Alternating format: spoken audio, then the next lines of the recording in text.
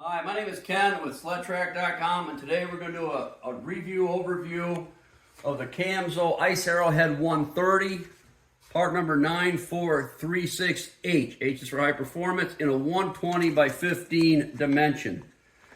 This is a Camso factory pre-studded snowmobile track. It features a carbide steel-tipped studs with a quarter of an inch of penetration over and above the 1.3 lug height. Now these are at a 15-degree angle, these profiles.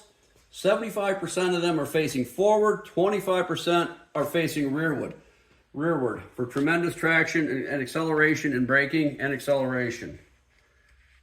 It's a 120 by 15, like I said. This track weighs about 40 pounds. There are 280 studs built into this track. It is a 2-ply track, so if somebody wanted to stud this for a little more, you can. It'll hold up. Just make sure you have proper tunnel protection, proper clearance, so you're not wrecking things, okay? So, like I said, 120 by 15, 2.86 pitch. A lot of the older Ski-Doos, some Polarises, it'll work on just fine. It's gonna be a good off-trail to a point. It's not a mountain track, but it'll get you around better than the old Ripsaws will. So, any questions?